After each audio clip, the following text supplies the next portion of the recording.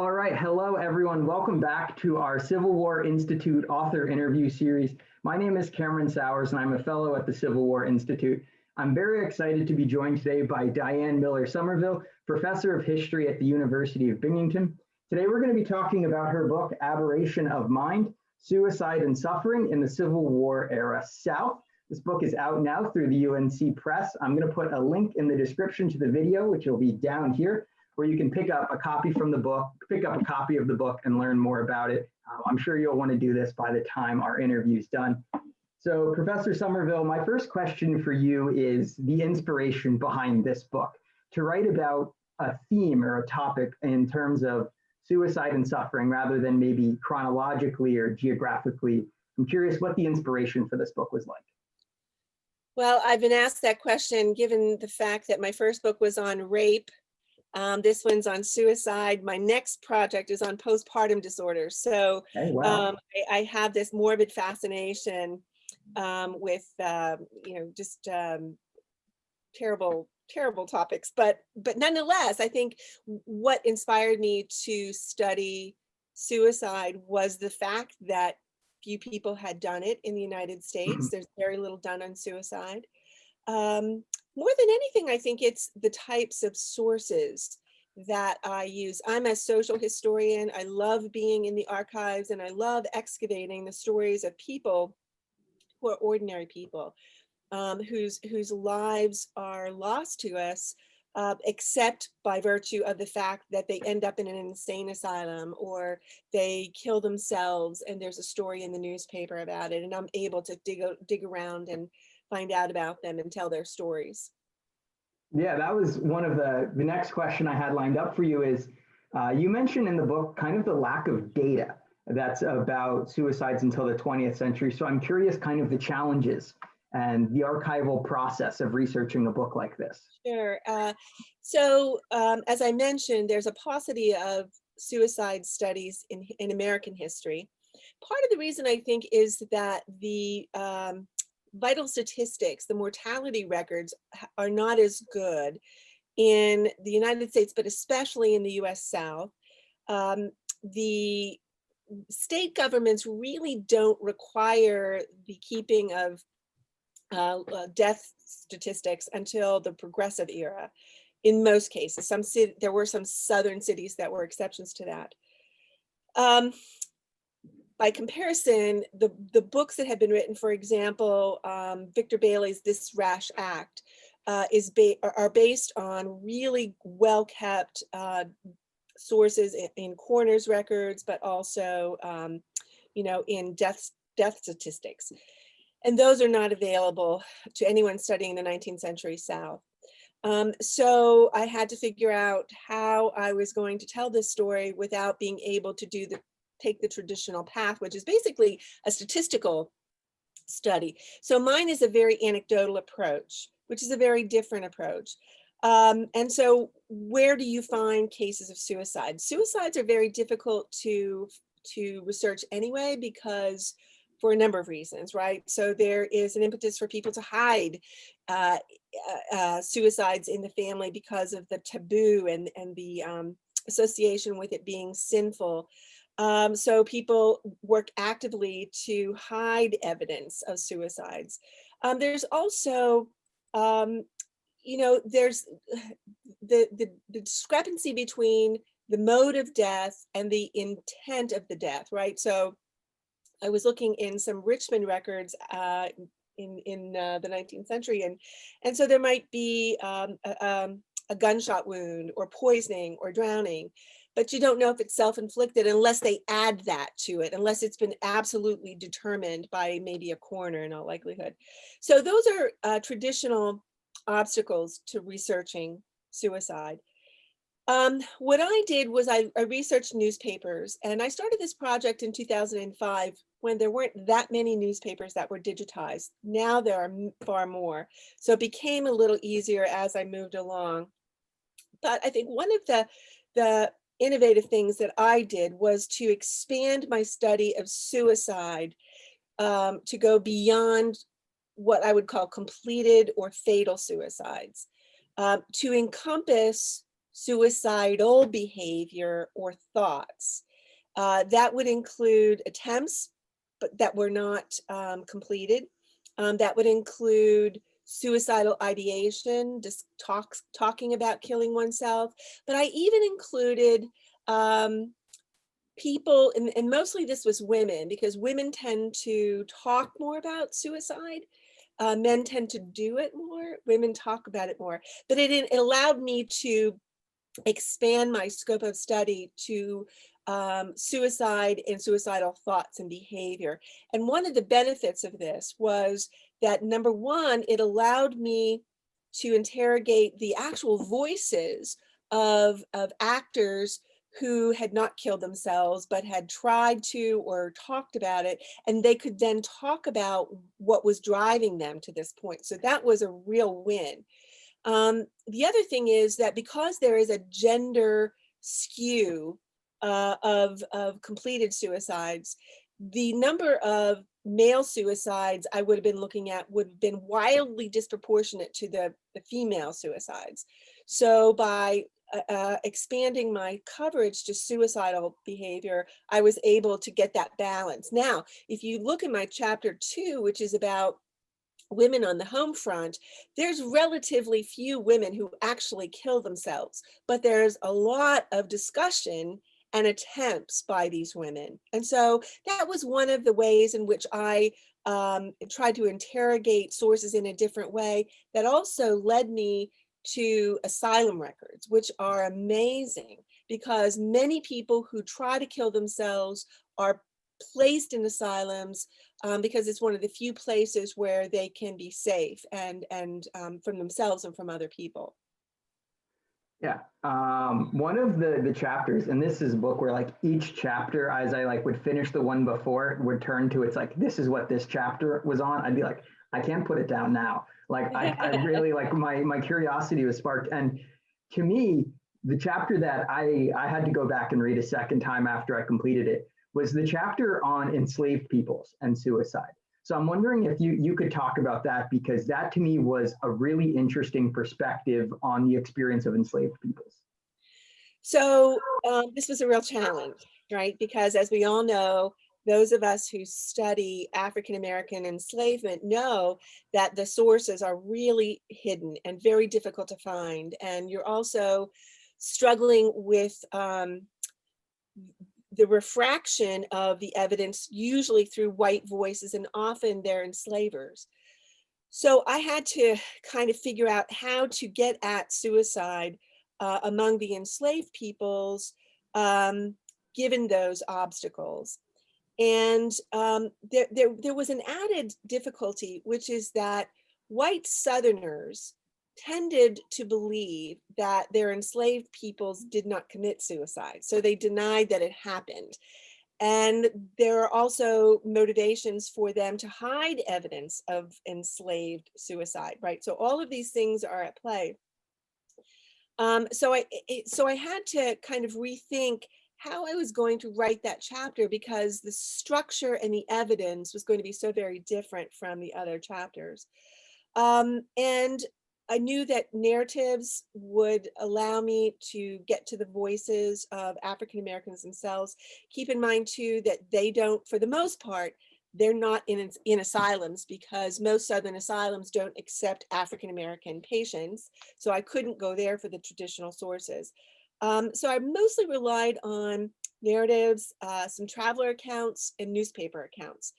And also abolitionist accounts, right? Because they are getting these stories about suicide, attempted suicide of slaves, and they're publishing them as a demonstration for how horrible the condition of slavery is.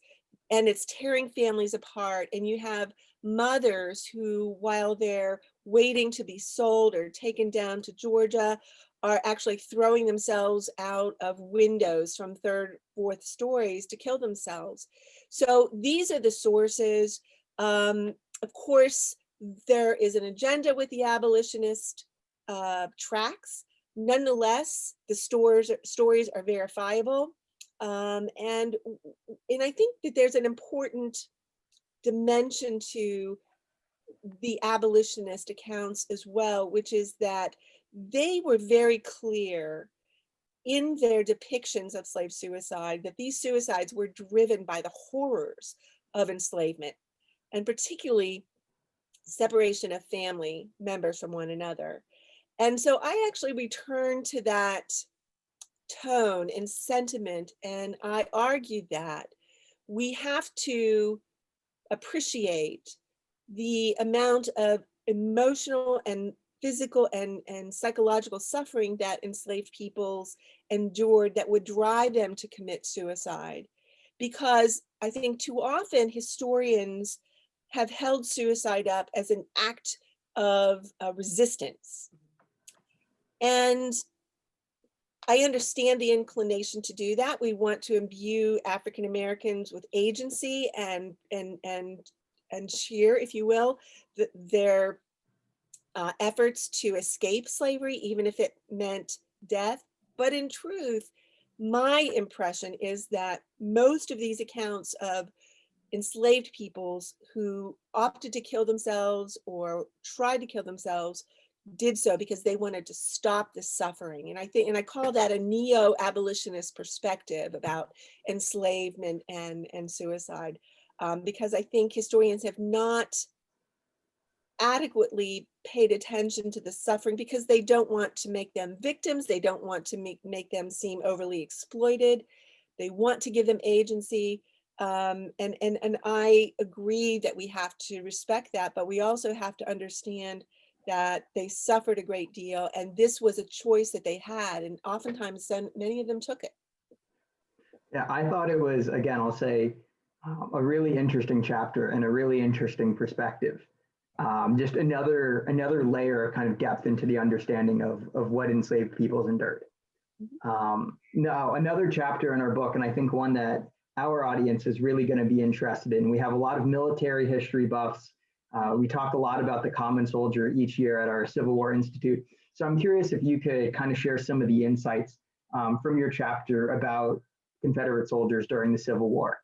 Yeah, so in fact, I think that's gotten the most attention. I study Confederate soldiers and veterans, but I also study the home front. So I try to cover all Southerners, men and women, civilians and soldiers, white and black, and invariably it's the soldiers who get the most attention.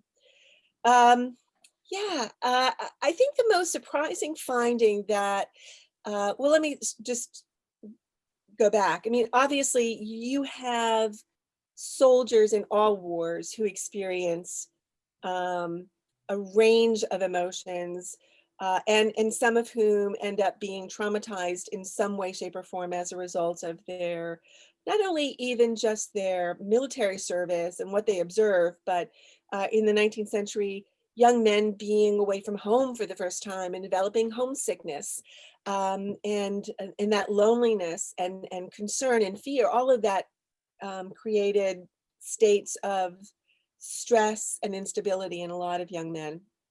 But one of the more interesting findings I had was in camps, before young soldiers would even get to the front, a number of them killed themselves. And I found that just astonishing at the time. Now it's not so astonishing because now I think I have a better perspective that this looked at through the prism of 19th century masculinity and chivalry and ideas about what bravery was, and honor, all of these things. It made more sense to me because I think a lot of these young men were sitting around camp with a lot of time on their hands and began to worry. How am I going to perform? Am I going to be afraid? Am I going to actually be able to shoot somebody? What if I can't? And then my friends see me and I run away. And I think those that uncertainty and those fears worked to cause them to think that killing themselves was a level of control and mastery over their lives that the uncertainty of being in battle didn't give them. And so, of course, this is all informed speculation because I have no evidence, and none of these men who died in the camps at their own hands wrote about this. But I do know that 20th century military historians have written about this, particularly for World War II. And it's an anticipatory response. And in World War II, they actually did studies of physiological studies, and they looked at medical records, and they know that while encamped and waiting to depart for the front, that there was an uptick in cardiac problems and gastrointestinal problems and medical hospitalizations, and all of this, of course, is in anticipation of going off to the front. And I think that's what was happening with my Confederate soldiers in camp. Yeah, I thought it was a really interesting chapter because of how much work is done on Civil War soldiers that we often, and I think maybe I'm just inflicting my perceptions on everyone, that they always overcame these challenges, and they all validated their masculinity, and they all went into battle and were brave soldiers. And your chapter shows that that's not always the case, that it really highlights, you said, the struggle and the tension. And I think it's a really, really important perspective on the Civil War soldiers. So that's a chapter that's, like, again, another one worth reading. And you mentioned in the beginning of that response, talking about Confederate women and their experience. And that, to me, again, was really insightful. Particularly, you make an insight about, I'm curious, one, the Confederate women and their experience, but also how the lost cause colors our understanding of them. Because that is a moment, as we're Civil War historians, talking a lot about the lost cause recently and how that's colored our perceptions of the Civil War, how that impacted it immediately, kind of right at the end of the Civil War. So yeah, I had to go through a lot of lost cause history, if you will, that was created after the Civil War. But also some feminist history that looked to see strength and vitality and perseverance and the ability of Southern white women to take over the reins of their husbands or fathers when they went on. I mean, I think that's a natural inclination. We want to find strong women. But the women that I'm looking at did not survive. They did not persevere. In the lost cause, there was this almost a deification of white women on the home front. In fact, in a lot of the lost cause reminiscences, there's unfavorable descriptions of the men. They let us down. They weren't strong enough. They weren't committed. It was the women who we relied on. It was the women who got us through. And that was true for certain women. Not all women had nervous breakdowns as a result of living in a war zone or losing a husband, but many did. And that was what my aim was for this chapter, was to show that, and I'm not saying that this was a universalized experience. I'm not saying it was the majority experience, but certainly all women suffered some level of stress, depression, anxiety. You can't live in a war zone and not be worried about whether the enemy is going to be coming through. And of course, we see that in the diaries of Southern white women all the time. They're worried, they hear rumors, they report that, so those diaries become very important ways in which to view their rolling anxiety in response to events that are both personal. Did they lose a husband? Is their son, they know that their son has been in battle, but they don't have any word.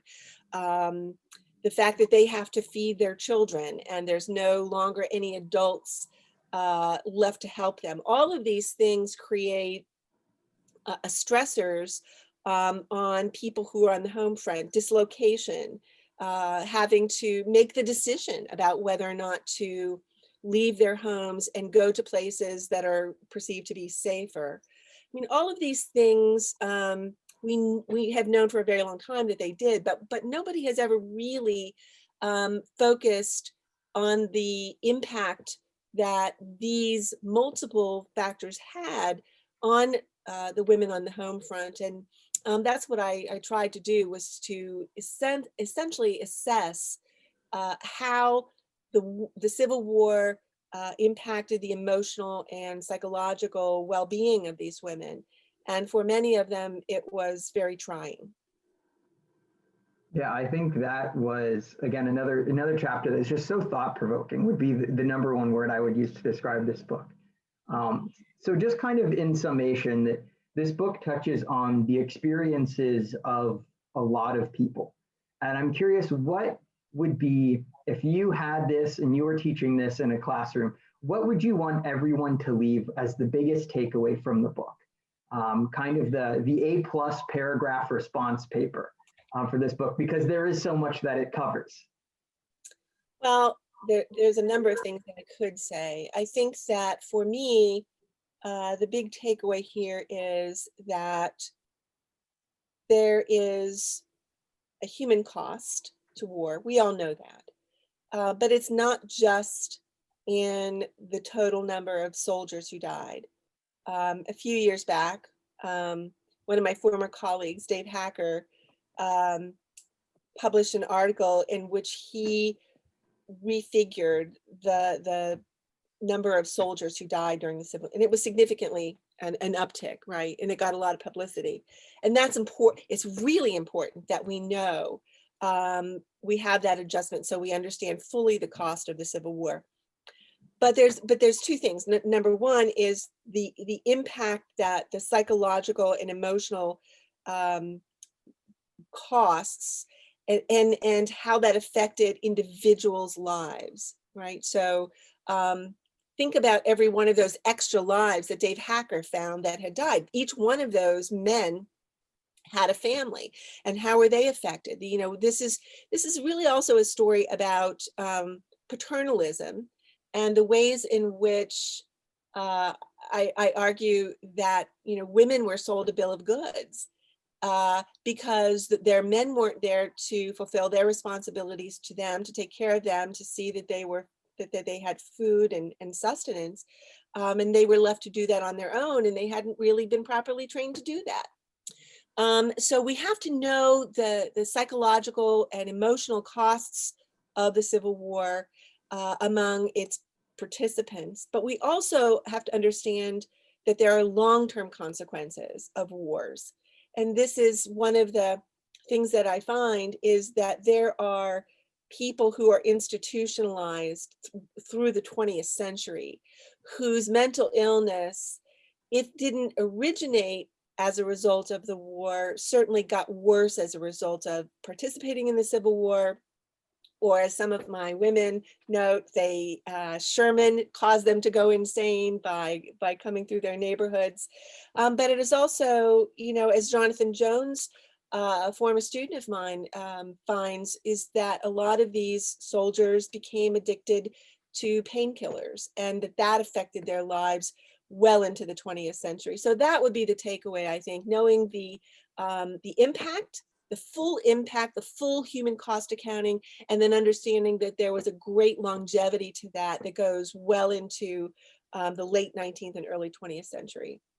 Yeah, that's a wonderful opportunity for me to plug that Dr. Jonathan Jones is going to be at our CWI Summer 2021 conference talking about his work on opium addiction. So there's another thing for our viewers to check out. Professor Sommerville, thank you so much for joining me. For our audience, for everyone watching at home, please be sure to pick up a copy of Aberration of Mind. It's a wonderful book. It'll change your perspective on the Civil War.